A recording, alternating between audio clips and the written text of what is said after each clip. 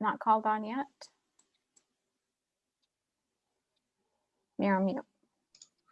They look, as far as I can tell, everyone looks checked in, and we are fine on quorum. Okay, excellent.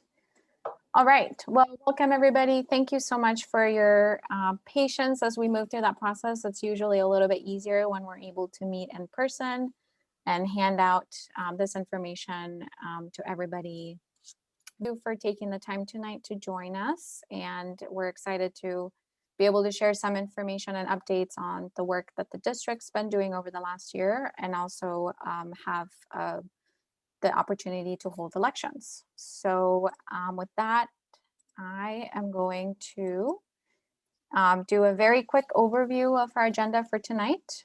So we are just going to do a very quick check on the Zoom instructions for today, do a quorum report and approval of the 2019 minutes. Emily will be able to provide a little bit more information on that. And then we'll move into board elections. The second part will focus on staff presentations and updates. And then we will close with an opportunity for questions and new business. And we hope to be finished by 8 p.m., depending on how much discussion the landowners would like to have. So for the Zoom instructions for today, we are actually having this as a webinar format. And so the button that you see at the top of this slide is actually a Q&A button on your screen. And so this is an opportunity for you to put in any questions you might have about the presentation that's being given, any clarification, as well as just general questions you might have about any of the projects or programs within the districts. I want to remind you that any questions or discussion that's held via written format is going to be part of a permanent public record, and that this meeting will also be recorded and will be available and shared with you following this meeting. So my name is Karen Carrillo, and I am the Public Affairs and Community Relations Manager for the district. So I support all the different departments and incredible staff at MCDD with a variety of programs and communications.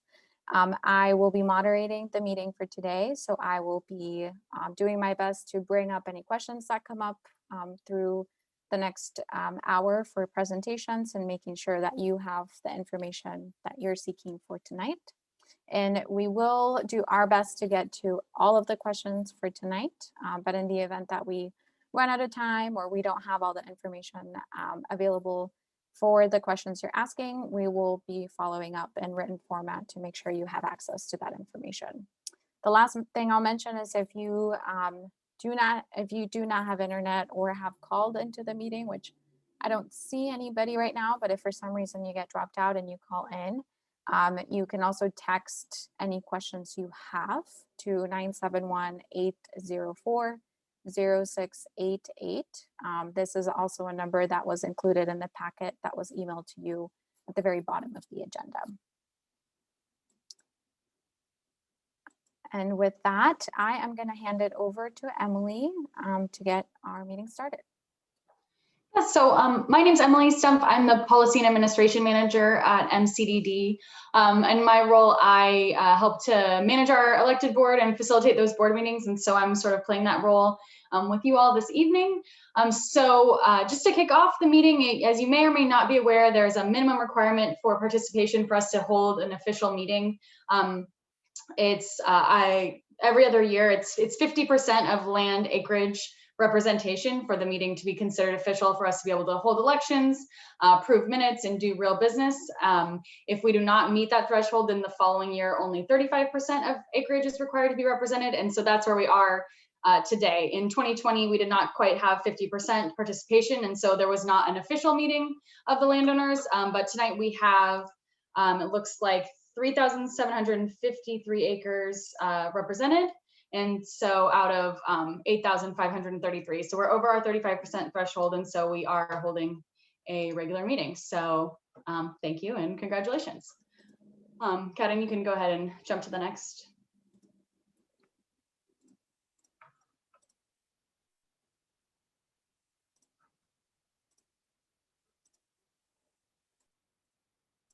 So Emily, I think introductions, and so I am just in the process of bringing everybody into the meeting at this time, so that we can go ahead and call the meeting to order and do a round of introductions. So Emily, Sure. everyone's been let into the meeting that's registered right now. Perfect. And so you'll meet the rest of our staff through presentations later in the meeting, but I think at the top, I wanted to point out a few important people that are present. And so Peggy Yates, do you want to introduce yourself? Peggy, you're on mute. Yes.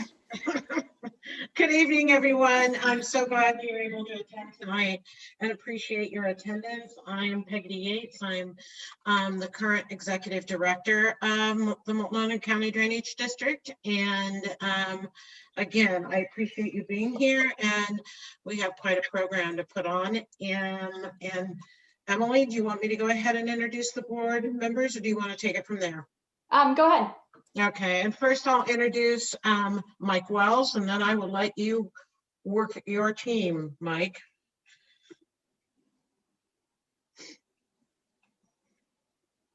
Mike, you're on mute. Let's see how many times I can say that. Yeah, thanks, Karen. Nancy, are you here? Yes, I'm here. And Nikki Schultz Yes, I'm here. Corky Collier, I'm here. and Ken Anderton. Ken Anderton's here. Okay, thank you. Back to you, Karen. Great. Emily. And can I just add at this point, Mike just went through and introduced the board members, which I may not have heard, but those were our board members that were just introduced. Thank you. So as I mentioned, part of our official meeting tonight will be approving the last meeting's minutes. And so the last formal meeting that the MCDD landowners held was in 2019. And so those minutes should be in your packet. And as far as process, I'll just ask for a motion and then a second, and then kind of a voice vote of approval if those look good to you all. And if you have any questions, I'd be glad to answer them.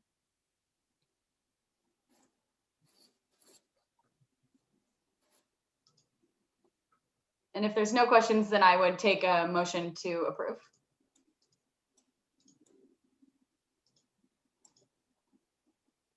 I'll move to approve. Nikki moves to approve, and Corky seconds. Fantastic. Is there any other questions or other discussion? Then I'll ask for a voice vote of just all those in favor of approving those 2019 MCDD landowner meeting minutes to please say aye. Aye. Aye. Aye. And are there any opposed or any other comments? Great. Well, then those are approved. Thank you. All right. So the next item on our official agenda is our board elections. And I always like to preface this portion of the meeting by reminding everyone that this process was set up when the drainages were created, when it was just a handful of landowners probably meeting in a barn, informally discussing board membership and raising their hand and doing some handshakes. And so here we are in 2021, moving that format into something virtual. And so I would just ask, forgive us if it's clunky or we're trying to fit this round peg in a square hole, but we're doing our best to honor our statute and perform these elections as intended when the drainage districts were created. So as I've mentioned a few times, we did not hold a meeting in 2020. And so this first election is a carryover from the seats that would have been up for election last year. And so there's some information in your packet on board membership, but board members serve a term of 3 years. To order to be eligible to serve on the board, you need to be either a landowner or just a representative of a landowner. How the election works tonight is the election is by term rather than by seat. And so as you see in this first election, there's 2 seats up. I'll open the floor to nominations, and then it will just be a top 2 election. The top 2 candidates who receive the most vote will be awarded those seats. Are there any other questions I could answer about board membership or the election process before we get rolling?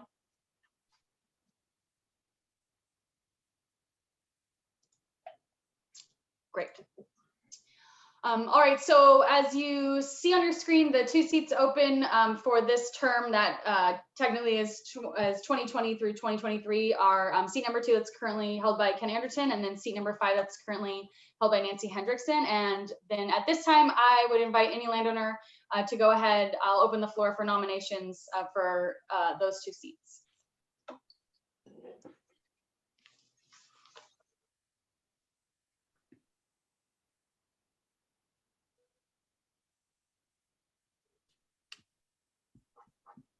I'd And if you're nominate, shouting him out, you're on mute. I'll nominate Ken Anderton for seat number 2. And this is Corky. I'll nominate Nancy Hendrickson for seat number 5. Great. Are there any other nominations? All right, I'll go ahead and close the nominations for this first election. Ken, would you like to make a brief statement about regarding your interest in serving on the board?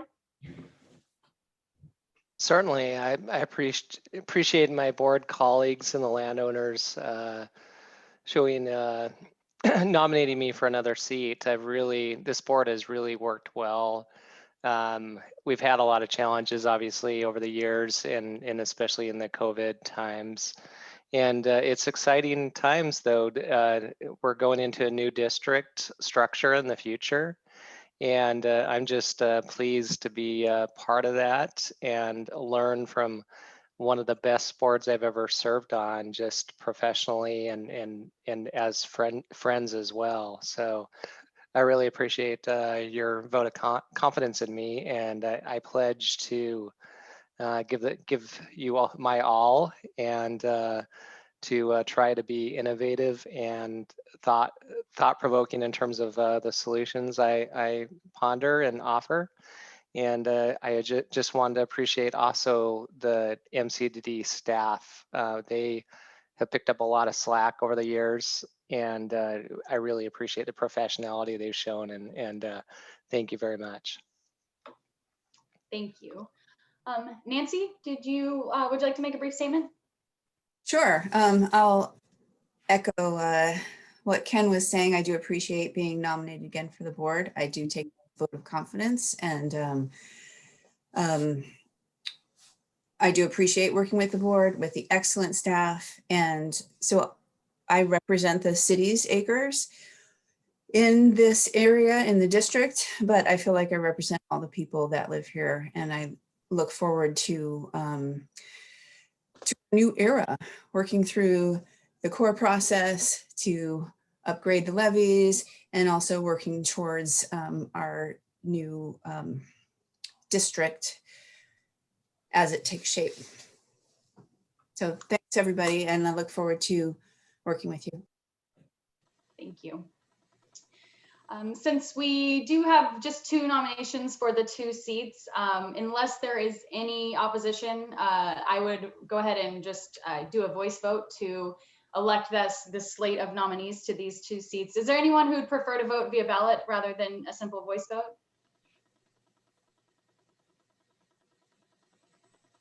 Great. So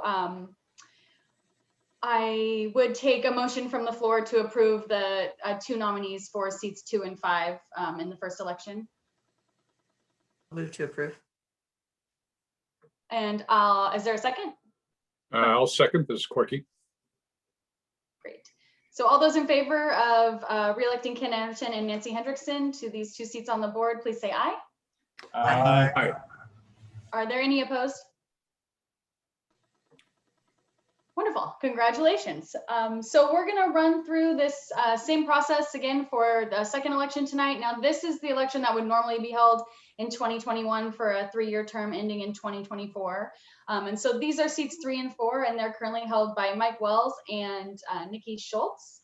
And at this time, I go ahead and open the floor for nominations for these two seats. This is Mike Wells. I'd like to nominate Kenzie Berry for seat number 3. And this is Nancy Hendrickson. I'd like to nominate Nikki Schultz for seat number 4.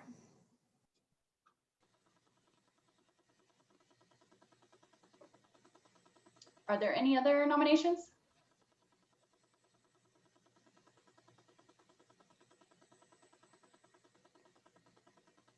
All right, thank you. I'll go ahead and close the floor to nominations. Kenzie, did you want to go ahead and make a brief statement? Sure, thank you. Hi, everyone. I've really enjoyed getting to know the district by listening into past calls. The mission is extremely important, so I'm excited about the opportunity to learn from the staff and board members and also contribute to the important mission. So hope to have the opportunity to learn more about everyone and your interests in the future of the district, and happy to answer any questions you may have. Thanks. Thank you. Nikki, would you like to make a statement?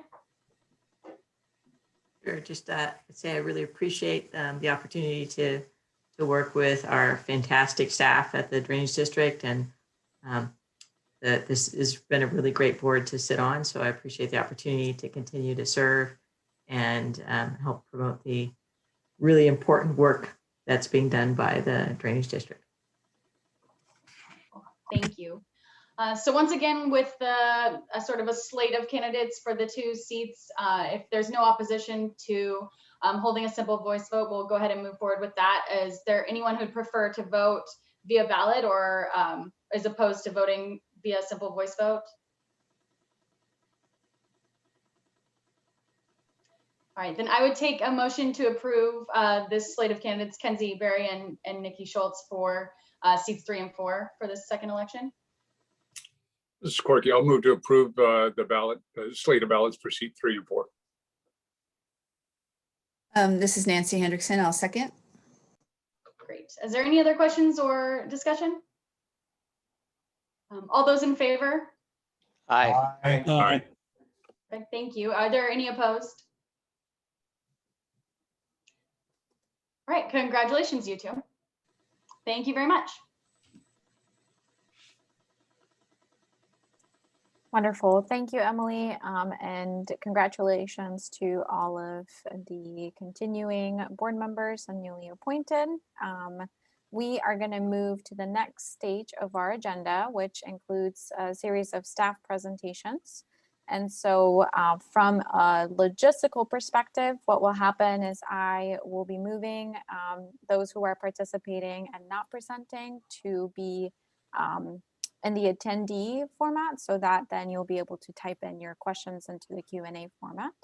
So I will do that here in just a second, and I will hand it over to Janet to introduce herself and get started on our first presentation. Hi, I'm Janet Olson. If you haven't met me, I'm the finance manager at MCDD. See if I remember how to get to the next slide.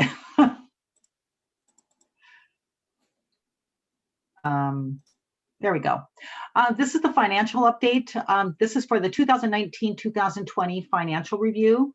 And we are currently just putting the finishing touches on the audit right now, but it is being performed by James Marta. They're using the accrual method accordance to GAAP standards. We have no reason to believe that we will not be receiving a clean financial audit. I'm just going through the very last pages of it as we are having this meeting, and it is free of any material misstatements.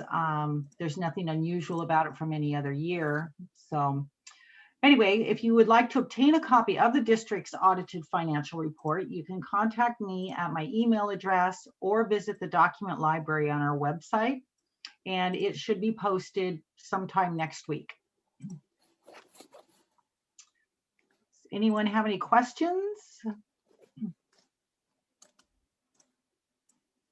Don't see any questions right now. Thank you, Janet. Thank you. Bill, would you like to go next, please?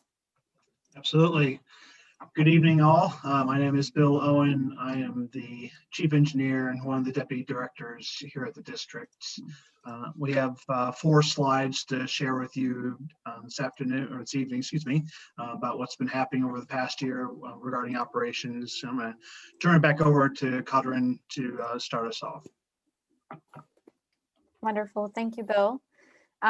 So one of the things that has been very important for the district in the last really 3 years, a little bit longer than that, but really ramped up in the last 3 years, is just some of the impacts that the districts have been facing due to increased houselessness around Portland and surrounding cities.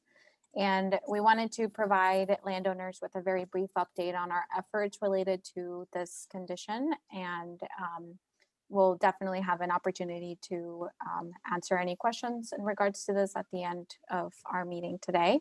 So the image that you see on the screen right now is the very top image. You'll see a bunch of different little yellow dots. And this is an image from about a year ago after we launched a pilot program to help us work with social services to do outreach to communities that are camped on the levee system. I know I've spoken with some of you on the phone, and there's definitely many landowners and in these areas and their vicinity who are affected by some of the growing houseless communities, as well as some of the debris that is often either left behind or comes with industrial waste. And so what the districts have done is we have created a partnership with social services to do outreach to these communities and ensure that there's an opportunity to work with them when we need to come through and do mowing, when we need to do any type of levee inspections, and make sure that we're reducing the impact to our infrastructure. At the very bottom on the left side of the slide, you'll see that an example of some of the damages that some communities may inadvertently create as part of surviving outside. They may be building fire pits, or they may be digging into the levee system. For the most part, those are relatively small repairs that we need to make, but given the last year with COVID, we've definitely seen an increase in some of these things. Another sort of barrier that we often face is just, vehicles that may be left behind, that may be blocking our access gates, or just some of the debris in some of the areas that are surrounding our pump stations and other areas that we operate our infrastructure in. And so this is definitely something that is impacting all of our different partners in the region. It's a regional issue, and the district have really tried to take a proactive role in helping to provide education to people who are camping in low-lying areas. And when necessary, we will engage law enforcement to make sure that people can work with us to sort of relocate and make sure we can do our work and ensure the safety of our infrastructure and flood risk reduction for the community. The most recent things that we want to make sure landowners take away from this evening is we have had our boards, the 3 most affected drainage districts, did submit a letter to the mayor's office and to all of the commissioners, sort of advocating for assistance and for some site-based solutions on this issue. And ever since, we have held 2 site visits with different partners, including private landowners, social services, and law enforcement, to talk to communities who are in these areas and come up with plans for cleaning up areas and for doing any necessary repair in anticipation of high water in the May time period. So this is definitely an ongoing issue for many of us, and we know some of you are affected, but we are doing our best to work with all of the stakeholders who have control over the issue and the authority to support us in that response. So with that, I'm going to hand it over to Bill to give us an update on some of the district projects for the last year. So Bill. Great, thanks, Kadrin. I'll go through the next couple of slides to explain what's been happening with our flood risk management system over the past years, to give you an idea of how we're using the money that you've been able to provide for us. I'll start off with the internal drainage components first. On the far left side is an action shot of contractors installing a new pumping system in our pump station right next to our office. This is a noteworthy project. It's probably the biggest project we've undertaken probably since the late 90s, when we've done similar work at the same pump station. So it was a big deal for us, and we were able to successfully finish this project. In doing so, we were able to obtain just under $500,000 of credit for improving power efficiency and electricity efficiency at this pump station, and we got that from the Energy Trust of Oregon credit. So we're pretty excited about this finishing and being able to start up the pump station with new equipment that can potentially reduce electricity at this site up to 70%. Going clockwise, the far upper right photo is a shot of a new staircase that we just installed just at the outlet works of Fairview Lake. This wasn't a very high dollar amount project, but it highlights the things that we as staff look out for pretty frequently, and that's cost sharing to complete our work. And in this case, the folks at the city of Fairview were able to help us out completing this project financially, as well as some technical components as well. And we appreciate that partnership with the city, and continue to look for other types of partnerships to meet mutual interest for our stakeholders in the area. The final photo on this slide shows the installation of a new trash raking system or debris raking system at the same pump station as the photo on the left-hand side. This project is unique because all of the construction work was done by operations staff rather than contractors. And so we felt that we were able to save the district the cost of labor and other components. So another example of a cost-effective measure we were able to do this past 12 months. Next slide, please. So that was the internal drainage side of our management system. Now, let me comment a little more about the levee management pieces here. On the bottom left is a photo that shows some work that our operations staff did to unearth some older tow drains, pipes that's buried in the levee system. This is something that was designed as part of the levee system, but they've been filled in over time, and so we were able to identify many of those and starting to collect enough data to determine how we're going to manage these long term.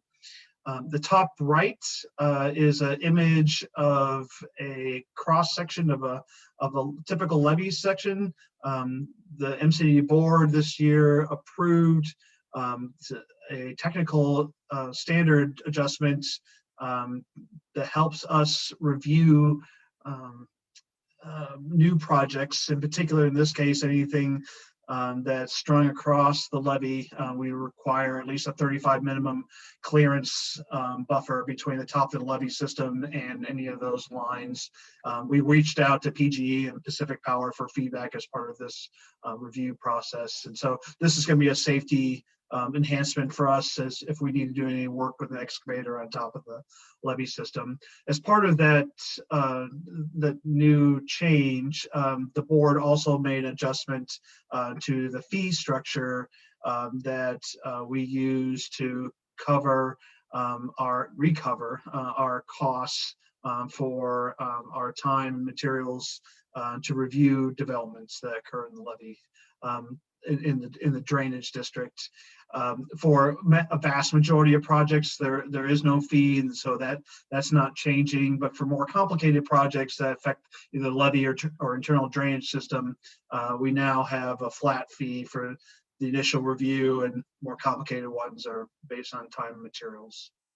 The final photo in the bottom right is a COVID version of a levee review and inspection that the U.S. Army Corps of Engineers conducts with us every 5 years. So this happened this past winter with us.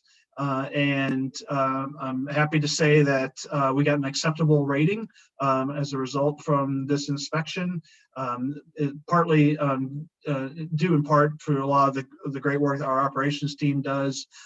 We're able actually to provide better documentation that the Corps had for some of the things they were asking questions about, as well as being able to address any issues that came up during the inspection. So it was a good result, something that doesn't happen very often. Next slide, please. So finally, let me give you a glimpse on what we're expecting to do over the next 12 months. I'll go from the top left, go clockwise around. The top left shows an aerial view of the MCDD campus off of Elrod Drive. This location is, we're going to be upgrading our water distribution system and partly to update the old pipes that are on campus, but also to comply with the City of Portland Fire Code that we need to complete. The top right photo is image of the backside of Pump Station 4. This is one of two pump stations that are at the bottom of the drainage area, if you will, that pumps water up and over the levee system. This one's just off of Marine Drive. We're going to be replacing the trash rake system that you can see sort of in the gray features just next to the tan building. And we're going to be able to leverage some of the lessons we learned from last year's trash rake project to we should be able to complete this work at a little more quicker pace, as well as with less cost. The bottom right is a picture of one of our 12-yard dump trucks. I usually don't put a photo like this into this type of presentation. It may not be very exciting for many of you, but as for those who have been around construction equipment, that these type of vehicles get quite a bit of use and wear and tear. But what's important here is it's a testament that we're replacing this vehicle after 30 years of use. And that's pretty unusual, I think, in the construction industry. So I'm proud of the work the operations team to keep these vehicles going as long as they possibly could. And but we finally got to a point where the repairs are going to outweigh the cost of replacing the vehicle. And finally, another bottom left is another view of one of the tow drains along MCDD's Marine Drive levee that we were able to unearth. We'll continue doing this work, this time closer to the airport economy lots. The work we did last year was closer to Blue Lake. And with this next year's work, we're going to be able to propose a long-term maintenance plan with the Corps of Engineers to approve to make sure these remain functional. So that is the conclusion of my slides, and I believe the next person in line is Carrie Sandman, if there's no questions at this time. Bill, there are two quick questions relevant to your presentation. I will share them both and let you answer in whatever order you prefer. Number one is from Nadia Chandler. What role is MCDD playing in the Sandy River Delta planned improvements? And question number two is from Mike Wells. Bill, what do the tow drains do? Yeah, great questions.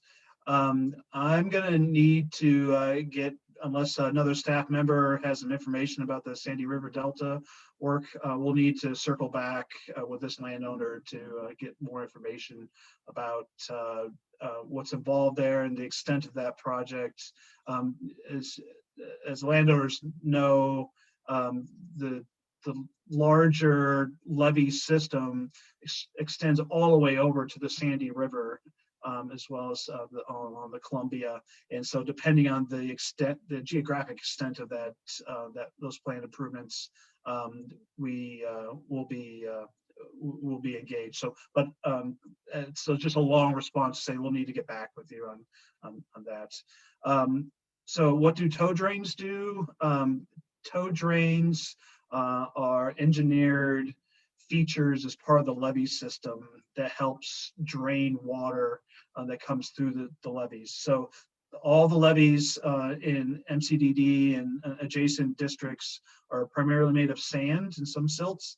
And so they are designed to allow water to flow through them at a very slow rate. And when the water gets high enough on the riverside. But what the tow drains do is, if the water gets through far enough, there is a series of perforated pipes or drain pipes, if you're doing work along your house or in a farmer's field. And those drain pipes capture the water that goes through the levees and into the pipe itself, and then comes out on some laterals to a ditch along the landward side of the levee. So that process allows the levees to keep water seeping through them if needed, but not create a big enough channel where water can start concentrating and a piping situation could start, which would then lead to a levee breach. So this is a way to manage the water coming through the levee system. Thank you, Bill. And we will go ahead and move with Carrie and follow up on other questions for questions in new business section. So Carrie. Yes, thank you. I appreciate the chance to be here at our landowner meeting and take just 5 minutes to provide some information on the environmental and natural resources work that we do here. I am the district's environmental program manager, and while I'm the first environmental program manager, the district has been doing work that relates to the environment and natural resources for as long as we have existed. So I just want to take a few minutes and say, why do we have an environmental program? What does it do? And give you a few examples of how that's benefiting our watershed and our community. Next slide, thank you. So moving water is inherently environmental is my first and best case for why we have an environmental program. Water connects all life and we move it around.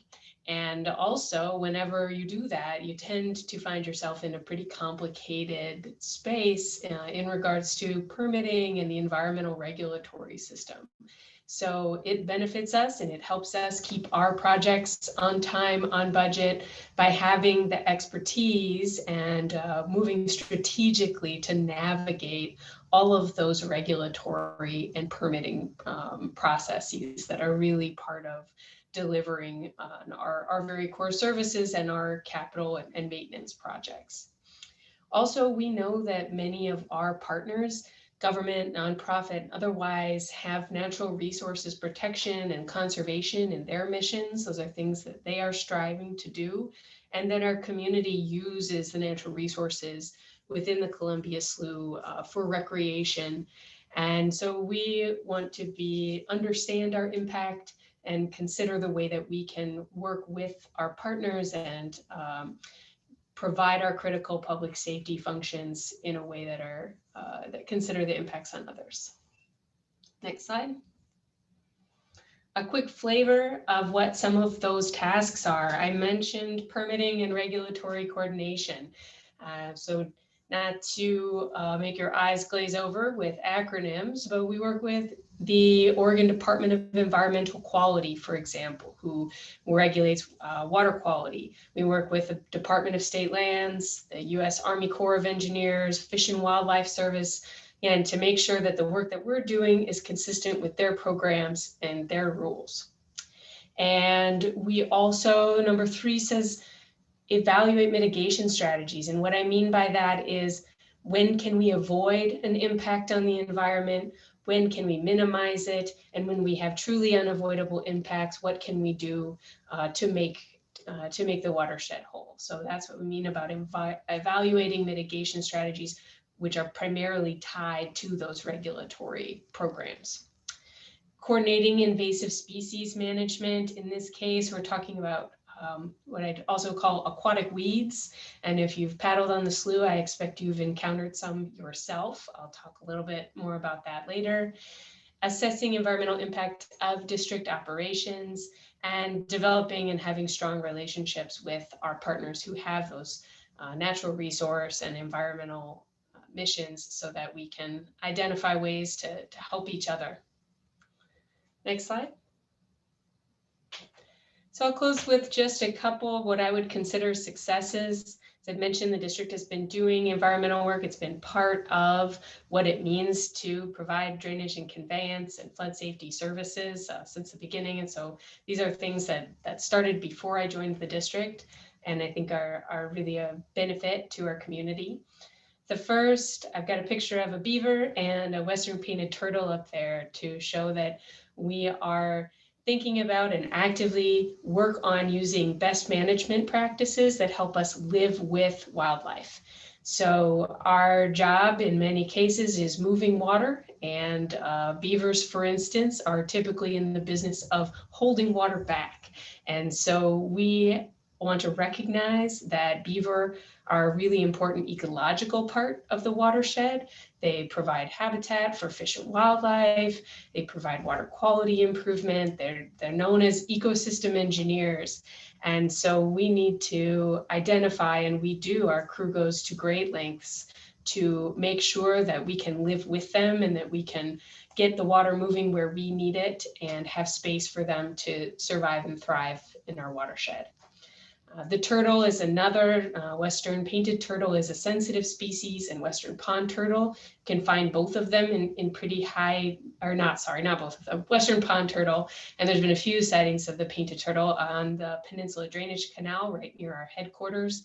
And we've gone through our operations and looked at what are the things that we do that may impact these turtles, and how can we tweak and modify when and how we do our operations to, again, live with these creatures.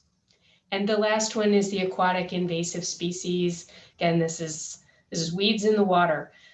These are plants that have been introduced for other places and tend to really take over and dominate sections of the slough. If you've been out paddling, you probably noticed they can be pretty tricky to move yourself through in a boat, and they also make it pretty challenging for water to flow through the system.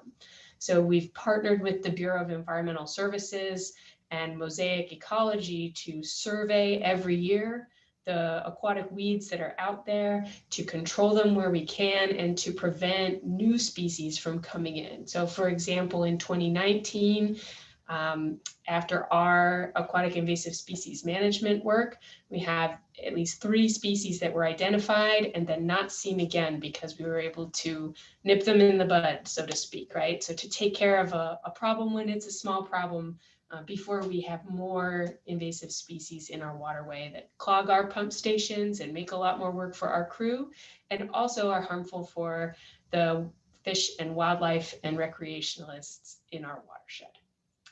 So I will stop there, and if we have any questions, I can take them now or later. Thank you, Carrie. We're going to move through our staff presentations and open the floor for questions at the end. So next on our agenda, we have a representative from the Columbia Slough Watershed Council, who is going to share some information about their Healthy Urban Lands Initiative. Typically in an in-person meeting, we have many of our partners in the area join us for an open house format at the beginning of our meeting, so that they can share some of their initiatives with you, and you can participate in those topics that you're interested in. So for today, we just have one community organization that's going to share this information with you virtually. And with that, I will hand it over to Max. All right, hello everybody.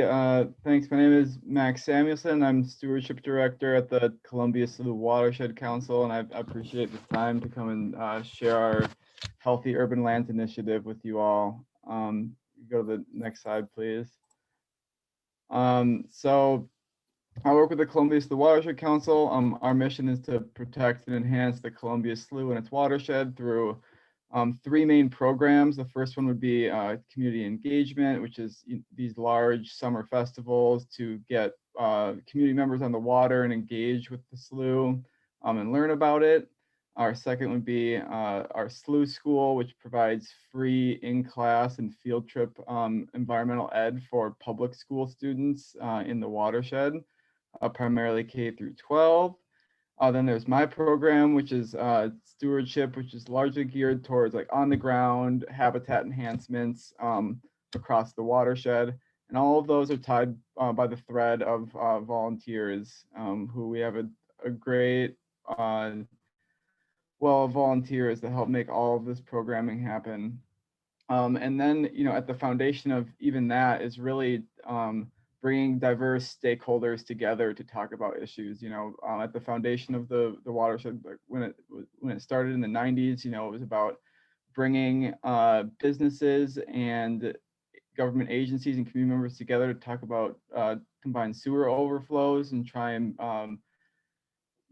better the slough through that. And that's kind of at the heart of this Healthy Industrial Lands Initiative as well. If you could go to the next slide, please. So this Healthy Industrial Lands Initiative, we're looking to really reach out and start talking with more land and business owners in the Columbia Slough watershed with the aim of assessing everyone's sentiments towards voluntary environmental enhancements on their property. As many of you know, the watershed is in the industrial heart of the city. It's very much this like large built environment. But within that is this just great wealth of natural resources. And largely over the history of the council, we've been working on public lands to accomplish these broader conservation goals for the watershed. And it's becoming a time where in order to meet these larger goals, we're gonna have to start incorporating private lands to help meet these broader goals. They're really the missing piece of the puzzle, and they make up a large majority of the watershed. In order to do that, we need to start talking with folks and just gathering information and seeing how people feel towards it, trying to find out what people's barriers are to these environmental enhancements on their property, or what are their common incentives to do so. And so we're doing that through a survey this summer to talk with folks. It'll be a short 15-minute survey. It'll end up being online, and we'll be offering free site visits to talk about possibility of what's possible on folks' property, and to help connect people with, the knowledge they need to do so, whether that's just the know-how or if that's funding or financial incentives to do so as well. And so this project is just really geared towards building these relationships with private landowners to meet these broader conservation goals and really start ramping up the enhancements and betterment of the slough itself. So the survey will be coming out this summer. It'll be coming out sometime in June, and you'll receive as part of this meeting a little one-pager synopsis of this project that contains a link that you can sign up for email notifications for when this comes up, so you can hear more about it. And we really hope to hear from more of you, so we can all figure out, what private landowners need or want or interested in these environmental improvements. And that could happen really in the form of projects as large as like habitat enhancements on private property, like on the banks of the slough or in areas outside of business operations, to things as small as just adding more trees. All of these projects provide a host of benefits, like not limited to, flood management and flood abatement, to increase wildlife and habitat for fish and wildlife, to reducing urban heat island effects and cooling the water down, cooling people's workplaces down. So we're trying to find commonality where we can help improve these private industrial properties for employees, for the community, and for the slough itself. And so I really appreciate this little slice of time you guys gave me to talk about our project, and I hope to hear from you this summer. Thank you very much. Awesome. Thank you, Max. I do see a couple just questions that came up. So if you want to take a look at those, we'll run through them after our staff presentations. And just as a reminder, we'll be sharing more information as our follow-up with the survey and ways that landowners can participate. So thanks, Max. Thank you, everybody. Okay.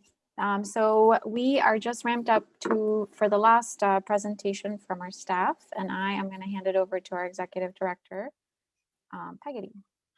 And thank you very much. I appreciate it. I think the best when we make the statement state of the district, I think the best way to describe it, if you can go to the next slide, is transitions and modernization. We've got a lot going on, and with an incredible staff, an incredible board to help lead it. MCDD is an organization in transition, much like it was alluded to by Ken Anderton earlier. As you know, we were established in 1917 to manage the floodplain for agricultural production, and we can all recognize that that is no longer the case, that what we are protecting are residents. We are protecting the Port of Portland Airport. We are protecting our transportation network. We're protecting industry and thousands of jobs, and the second largest source of drinking water in the state of Oregon. There's a lot that this organization has been doing. I wanted to talk a little bit about, I kind of put it into three components of transition and modernization. One is internal operations we'll talk about. Also the change in governance that we're moving to, that was also alluded to earlier in the conversation. And then the infrastructure itself, which Bill mentioned, and we have much more coming ahead. Next slide, please.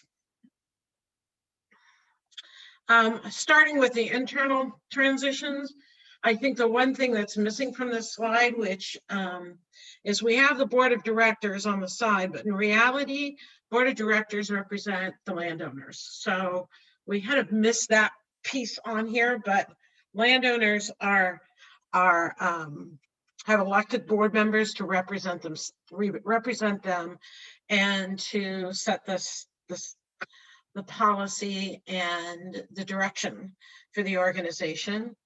I, as the executive director, report to the board, as well as our general counsel, district counsel, Hong Nguyen.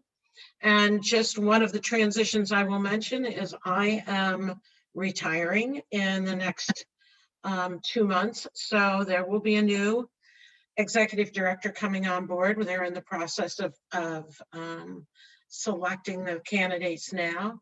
In addition, we've added, which I think it represents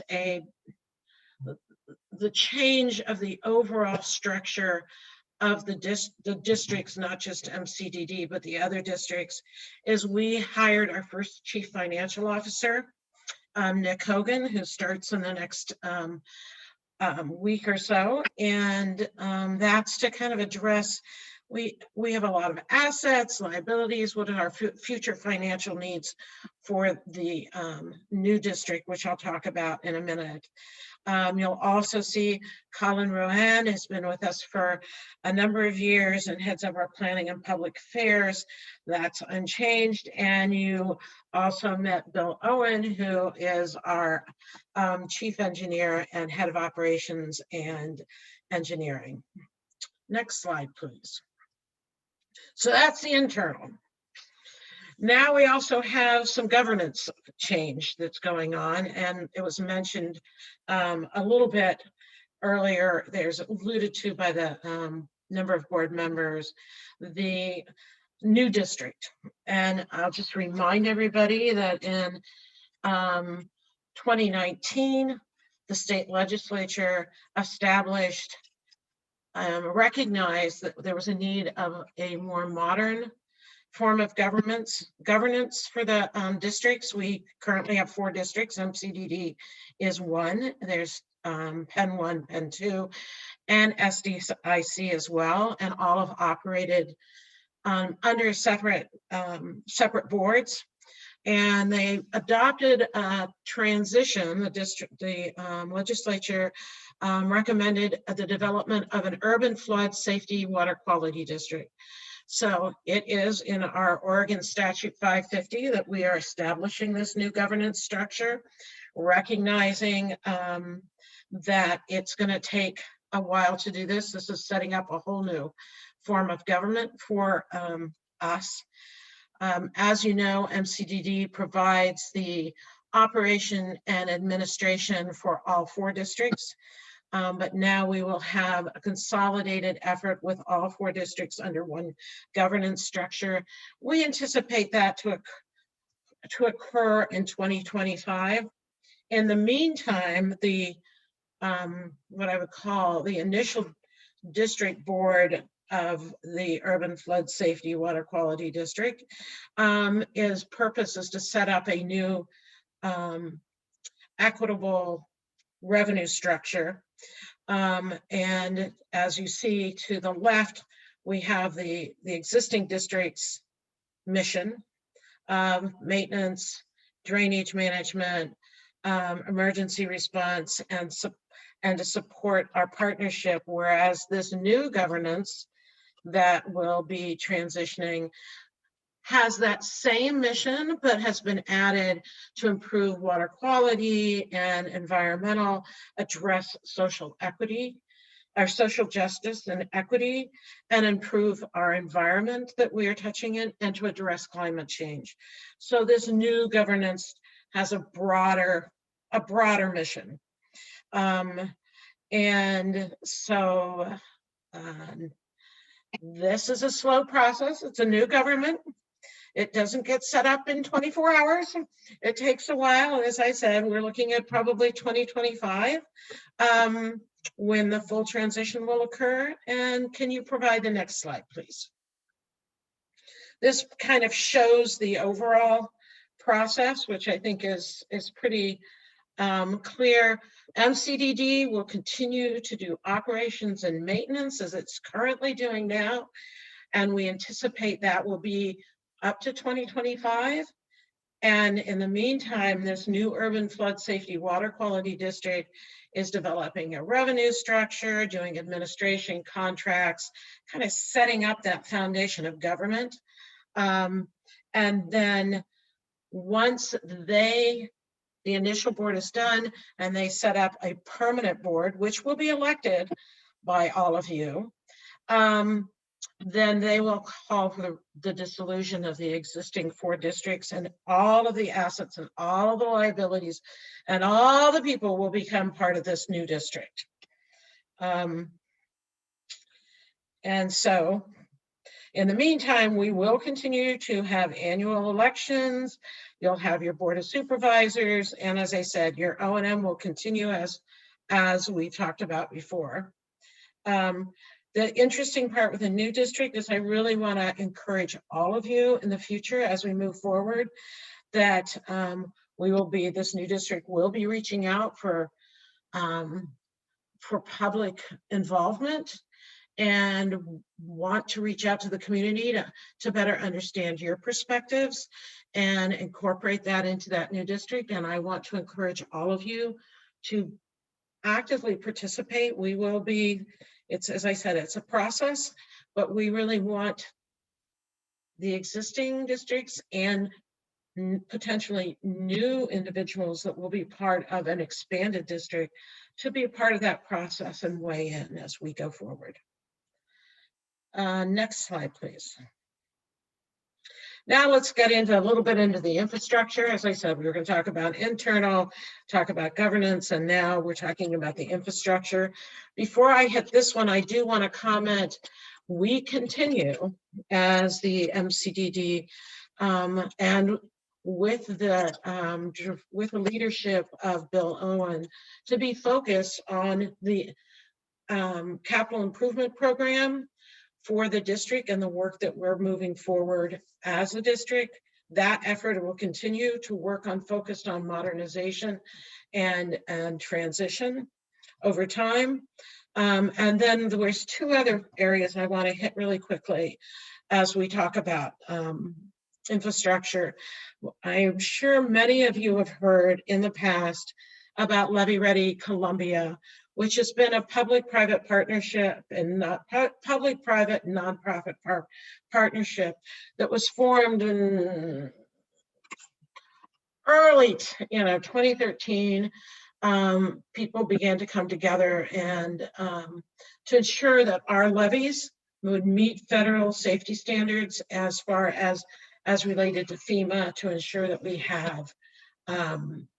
have flood insurance. We can get all-cost flood insurance through FEMA, and also to have the support of FEMA during any flood emergency.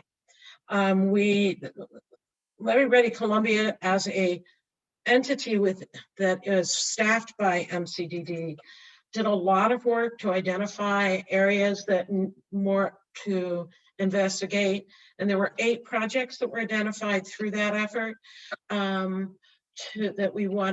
needed to be, or wanted to be addressed, I should say, and that were outside of our capital improvements program. And so they went through a process of seeking other funding, federal funding, to see how we could get those projects funded. And in that effort, they were very effective in working with the U.S. Army Corps of Engineers and our districts to get us a funding mechanism to help address long-term projects. I'll talk about that in the next slide. But one thing I want to say is the Levee Ready Columbia group is still focused. They are formed through an intergovernmental agreement and focused on those 8 projects to make sure that those get addressed and funded over time. Next slide, please. And then the next piece of that is I talked about the LRC looking for other mechanisms of funding. One of the things that they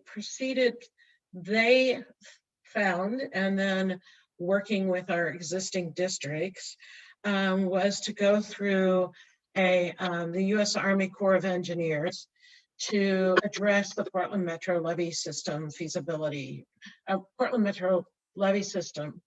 And the Corps of Engineers had funding available to do what was considered a feasibility study. We were very fortunate to the 4 drainage districts in getting a $3 million study completed and funded. It's not completed, but it was funded by the Corps to evaluate our system and locate areas that could benefit from modernization and improve resiliency. So that $3 million feasibility study we're still in the process of that. That's the first phase, the 2018 to 2021. We anticipate all the work that's been done. We've done a lot of public outreach. I'm sure many of you have heard of this over time. The final report goes to the chief at the U.S. Army Corps of Engineers at headquarters for approval. And if it is approved, and we anticipate it will be, that we will go into the next phase of doing the necessary pre-construction and engineering and design of this project, and go move on to construction.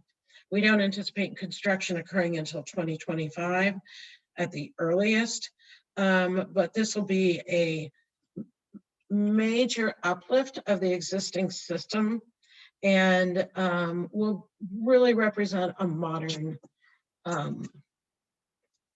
levee system. That one thing I did want to talk about, or at least mention, is we, the end of this year, first of next, in 2021, 2022, we are going to be working with the congressional delegation, because any project that the Corps may approve by the chief, we need to get it authorized by Congress, and then we need appropriations for the work. And so there's a lot of work ahead, but we are very optimistic. The Corps believes this is a very viable project. And one thing, but any advocacy by any of our members, our landowners, is always welcome. Keep in mind, we are competing nationally, so even though this shows a kind of a sequence of events, getting federal funding is not always done in lockstep. So I just wanted to bring that up and address that. And next, one other thing I just want to say before I finish and we take questions is, I just want to reiterate, there's a lot of exciting activity ahead, a lot of transition, a lot of work, and none of this happens overnight. It is a process, and but we will continue to seek your involvement as we move through this process. If you have any questions, please feel free to reach out to me. And I do want to make one statement that has not been said or is part of our transition, is I do want to take a moment to take the opportunity to thank Mike Wells, who is stepping down from our board. This, as you saw through the election process, and I want to thank him for his years of service. He has been a great leader for our board, and we appreciate all the work he's done. He's been a pleasure to work with, and truly has had the community and the landowners' interests at heart. So thank you, Mike. Peggy, thanks for the kind words. Appreciate it. And Thank you. this is Go ahead, Nancy. Nancy. Hello? Yeah, go ahead, Nancy. Okay, thanks. I can't figure out how to turn my camera on, so you just have to look at my name. I also wanted to give a thank you to Mike Wells for, I think, 9 years of service on the board. Definitely been on longer.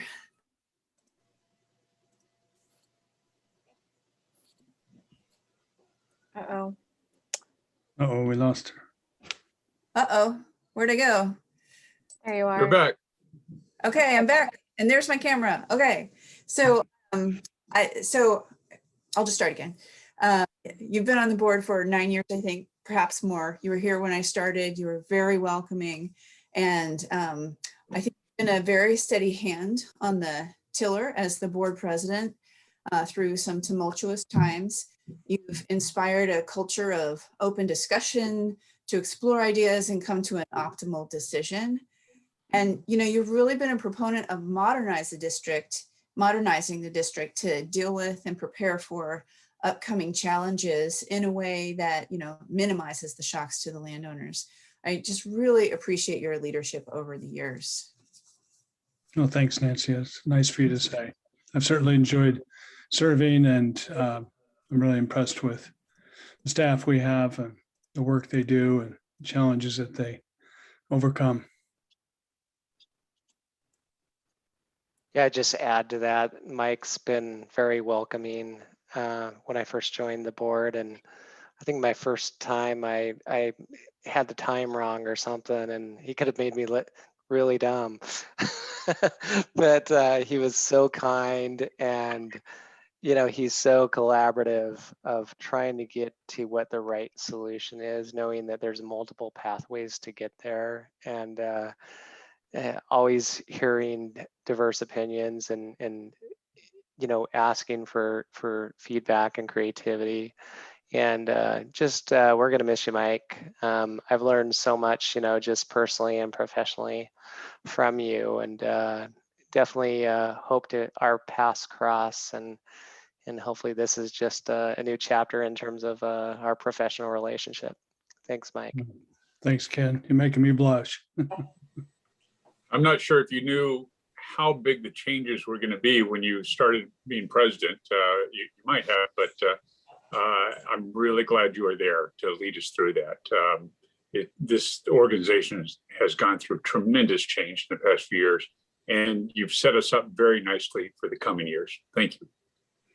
Well, thanks, Corky. Yeah, it's had dramatic changes over the last 9 or 10 years, and I think it's much better poised now to confront the challenges, both regulatory and climate, that are in front of us.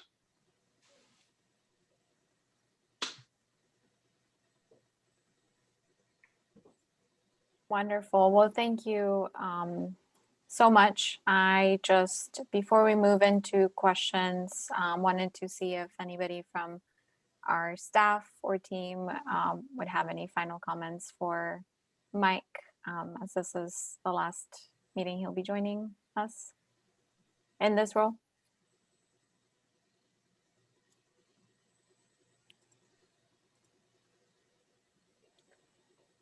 Great. All right. I'll jump in. Oh, go ahead, Colin. I just wanted to thank Mike for all the work that he did, especially the work in 2019 as we were really 2018, 2019, kind of negotiating what the future of the drainage districts were. Mike showed such strong leadership and vision for what is really best for the landowners and the ratepayers in MCDD. And really, he was able to bring that vision to different political bodies, gave great presentations in front of the legislature. So I really appreciate that leadership and in so many other ways, but I wanted to share that specific example. So thank you, Mike. Thanks, Colin.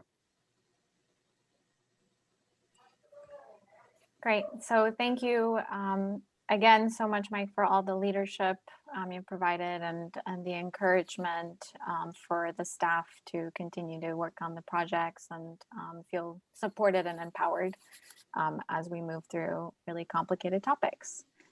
So with that, we are right at around 7:26, 7:30, which is the time for kind of open discussion and Q&A. So what I'm going to do is I'm going to start off by just going through the questions that have been posed in the Q&A section. Some of them have been answered in written format. I'm just going to kind of call them and encourage everybody on the call to read the responses from our staff for those, and then we'll dive into the ones that are here. So I think the first question that had come up from Nadia was what role MCDD is playing in the Sandy River Delta planned improvements. And we mentioned we would sort of be getting back to you, but I am going to hand it over to Evan Mitchell for a moment to touch on that topic. Hi, my name is Evan Mitchell. I'm Public Affairs and Communications for the district. And I believe, Nadia, that you are speaking about the City of Troutdale improvements that are taking place sort of near the confluence there at the Columbia. And that's not actually within our jurisdiction as drainage districts. The Sandy Drainage Improvement Company is responsible for the area adjacent, but we don't currently manage the system up to the, sort of in that area. We do work really, really closely, however, with the City of Troutdale and with 40 Mile Loop, which my understanding is, part of the goal for that project is to close a gap in the 40 Mile Loop. And so I am quite confident that we will be brought in if there is anything relevant, since we work very closely with most of the municipalities in the area, as well as our kind of larger regional governments like the Port and Metro and Multnomah County. But of course, if I didn't get the project that you're referencing correct, we would be happy to try again. Evan, thank you. That was the question. The 40-mile loop was the main thing I was addressing. Okay, great. Awesome. Thank you, Evan. So the second question was in regards to Fairview Lake water levels. So the question was from Sue: will there be future meetings concerning not lowering Fairview Lake in the winter? If so, how and when would lake owners be notified in order to attend the meetings and relay our concerns? So Bill Owen has provided a response for this. The MCDD staff is examining what options might be available to retain the Fairview Lake levels high throughout the year.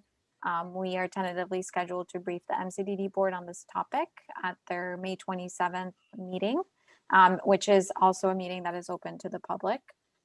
So people are welcome to contact, me directly or Emily, who manages our board meetings, if you are interested in participating in that meeting. So with that, were there any other follow-ups or clarifications needed for that topic from landowners? Okay, thank you, Sue. Third question from Nadia was about whether the levee system uses oil water separators for road rainwater runoff into the rivers. So our environmental program manager, Carrie, just kind of alluded to stormwater runoff not being the district responsibility. We do not manage any facilities for addressing runoff from roads. So that work is most commonly done by the municipality or the transportation authority. So Nadia, does that answer your question, or do you need any clarification? That's fine, thanks. Awesome.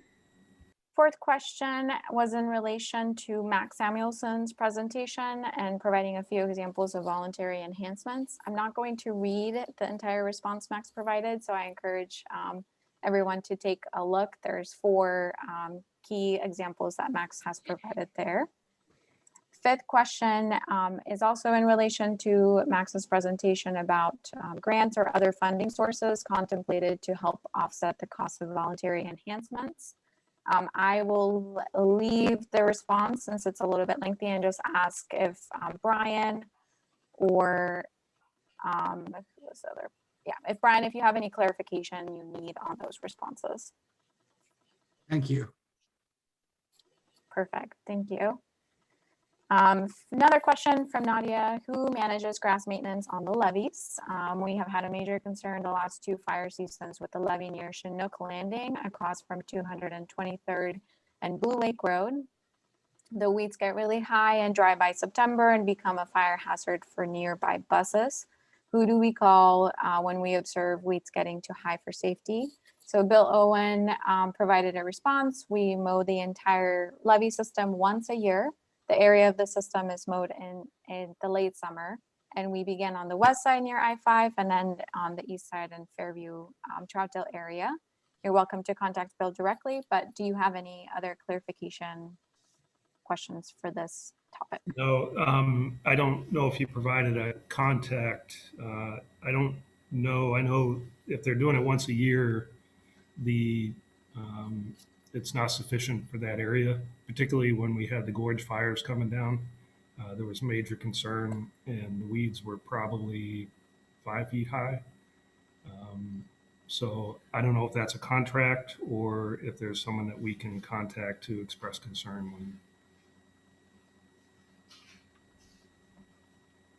when. Yeah, I think what we Bill, can go do is to follow up and make sure we understand. Maybe we can follow up with you separately to understand which portion of that area you're referring to, and so we can then connect with the property owner to see if there's something else that can be done, mowing more often from their end, or we can engage with the MCDD board to see whether or not they want to do something different than what our current process is. Sure. So I appreciate the thought, though. Okay, thanks. Great, thank you. And then I'm just going to go on another question from you, Nadia, about concerns. This is a question that we often get. Any concerns about the exponential increase of large truck traffic on Marine Drive due to all the warehouse building and Fairview Gresham area? So Bill also responded, MCDD staff believes that increased traffic in this area is not detrimental to the levee system. The soils below the engineering levees have had decades to settle and are unlikely to shift any further regardless of vehicular traffic. Nadia, does that answer your question? Yes, that's good. Perfect. Thank you. Okay, so I'm Mike, oh, by the way. I'm Is signed it in as Mike? Nadia, but I'm Mike, yeah. Okay, good to know. Thank you, Mike.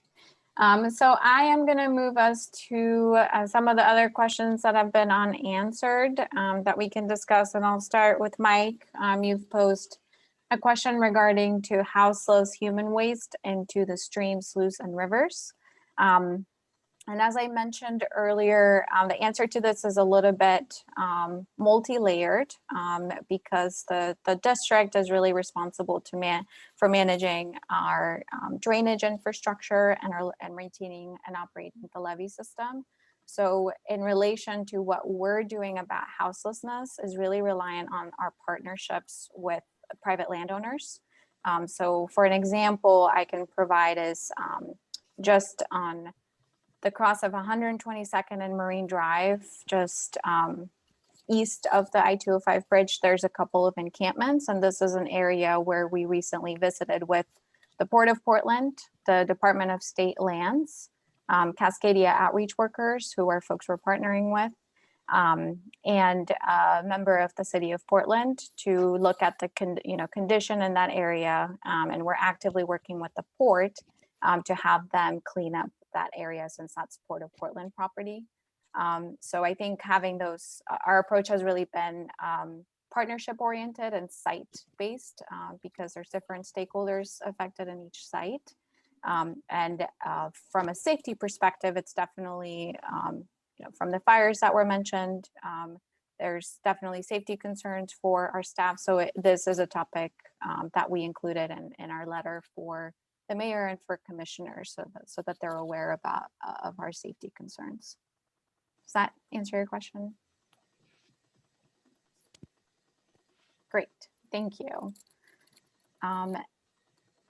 Kirsten, this is relevant to your question. So Kirsten Beyer, you had a question following the environmental presentation about considering the environmental aspect of your really great work and explanation of environmental program. What are you doing to protect the groundwater protected area in regard to the houselessness problem? So the groundwater protection program is really operated by the Portland Water Bureau. And so we work with them whenever we see that there may be a concern. We don't currently have any sites that are that we're actively operating in where we've seen those, but I know that it's something that it's affecting the Water Bureau, and we're actively trying to work together to reduce any damages to that infrastructure. Would anybody else like to chime in on any additional clarification, or Kirsten, does this answer your question?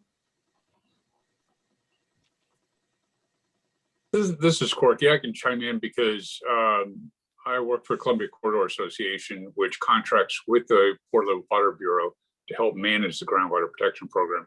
That's kind of a mouthful. And yeah, this is a concern that we've had. It certainly is a topic in our management meetings. Not to brush it off, I don't mean to say that, but I will say that what we're really concerned is about are contaminants seeping down through the ground, down deep to where our wells are, which are fairly far down. And biological waste generally doesn't have a chemical weight that makes that a big problem. And to give you a reference point, oil also doesn't have a heavy chemical weight, so it doesn't sink down a lot either. Now, we still regulate oil and we're still concerned about human waste. But our bigger concern are going to be things like halogenated solvents that are chemically very heavy and also mix very well with water. So it's a concern. It's something we talk about. Like everybody else, we kind of shrug our shoulders and say we're not sure what to do about it. I don't know if that's not very satisfying, but that's kind of where we are with it right now. Thank you, Corky. Kirsten, do you have any follow-up clarification needs? I guess not. I appreciate you at least addressing the elephant in the room. Mm-hmm. Thank you. And I'll say also, I'm happy to talk about it at greater length if you like. I think, Kenan can get you my contact information, and, feel free to give me a call anytime. I'll be sure to do that. So with that, I'm going to move on to our next question from Mike. Where does the funding come from for the new governance? Any impact on taxes? And I will pass this over to Colin Rowan. Thanks for that question. So the question about where the funding comes from for the new governance, the legislation that was passed in 2019, which is called, it's ORS 550.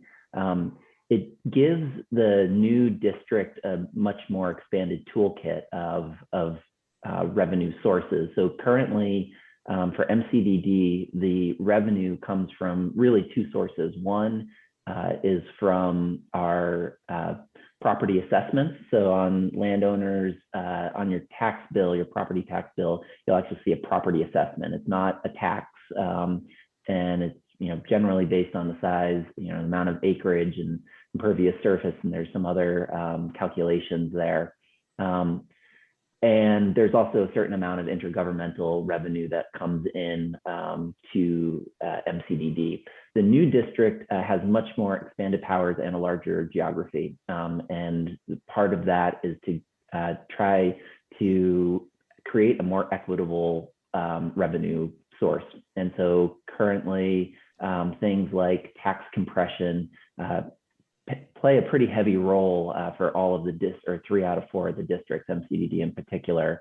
And so the new governance, over the next about 3 years, they are going to be going through a process of exploring what tools make the most sense. So the tools include the existing property assessments, potentially putting together something like a service fee, using system development charges for developers that basically impact the system, and then also potentially putting together a utility rate or a series of utility rates for both the internal conveyance system and for the levee system. So those are, especially for the operating revenue, those are kind of the big sources of potential funding. Individuals within the district could also vote themselves into like a local improvement district for specific funding. There's 2 really big changes that are worth highlighting.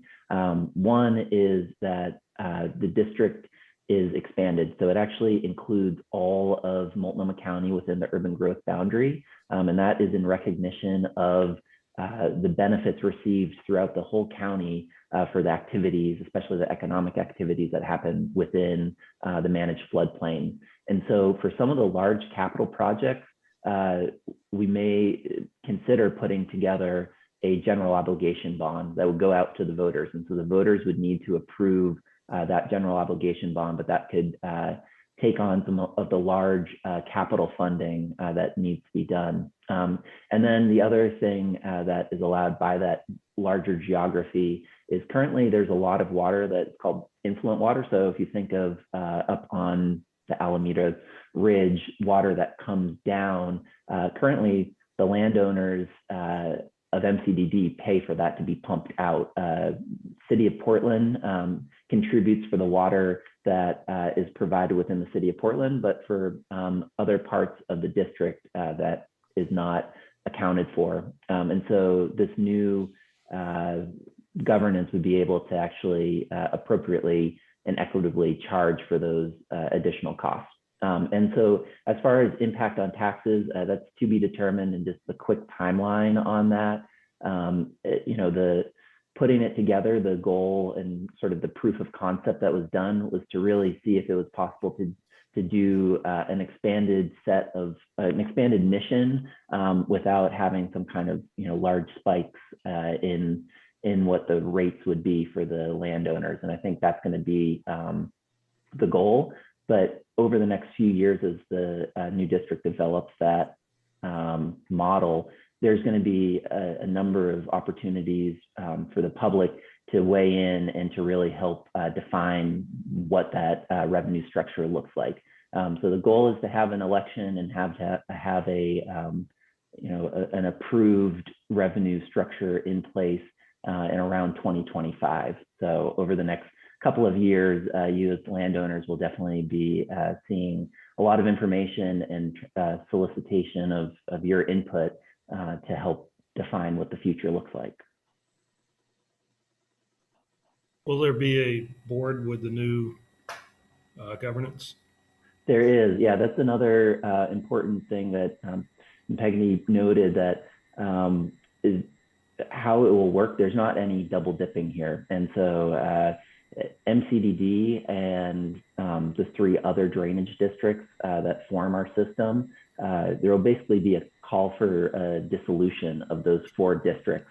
And so they'll dissolve, they'll transfer all their assets and liabilities into this new district. And currently there is a initial board of the new district that has 17 members. That large number of board memberships really reflect how important this is to the region. And so that board will be making the recommendations. And then at the transition to the sort of final board, it'll have 9 members, with 5 of those members are going to be elected, and 4 of them are going to be governor nominees.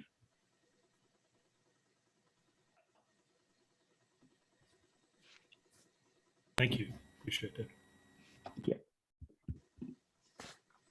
Thank you. So from the Q&A section, it appears we've answered all the questions. I did want to address a separate message that was sent to me from a landowner regarding the houselessness topic. There's definitely concerns about houseless individuals being allowed to remain on different parcels of land that values their property.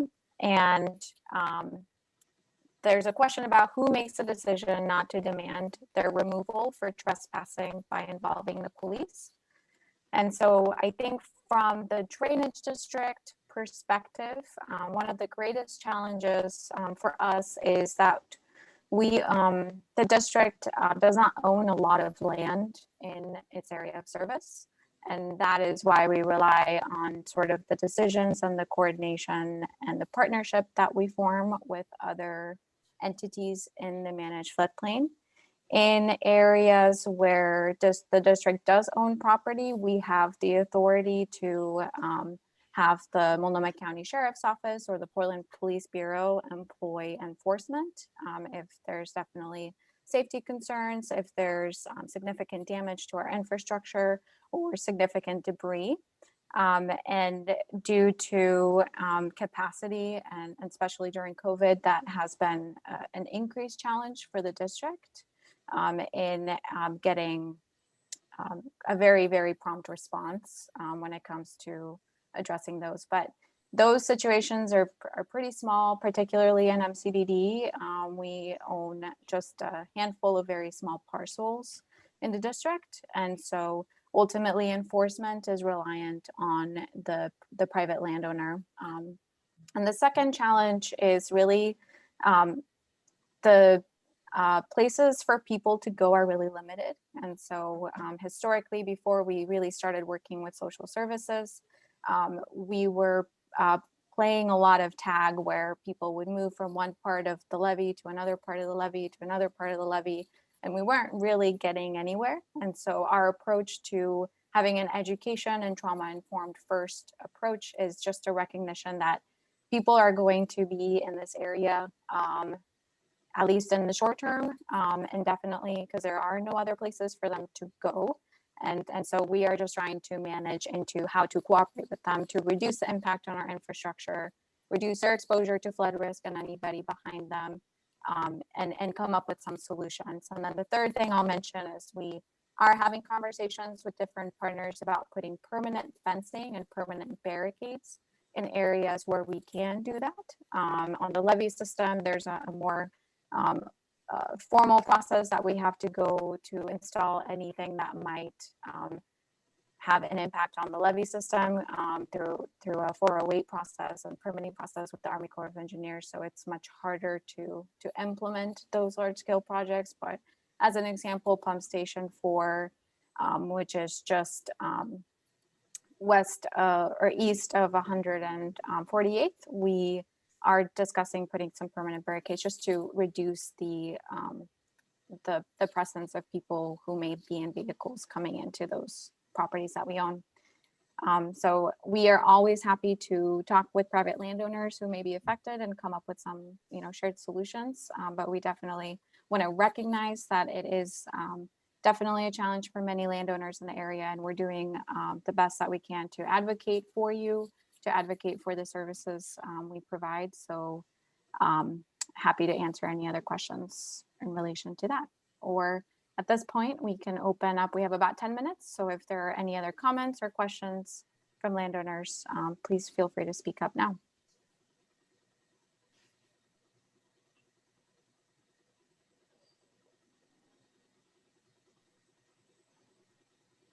Okay, well, without further comments or questions, I want to thank everybody for joining the meeting. The next steps is we will be sharing a copy of the slides that were shared during tonight and the presentations. And so if any of you have any other questions or comments, our staff are always here to help provide you with information and clarity on the work that we're doing. So thank you so much, and we wish you a wonderful Tuesday evening, wherever you may be. And I want to thank you, Karen, for managing this, and thank you for landowners for participating. We do represent you, so thank you so much for being here. Thank you.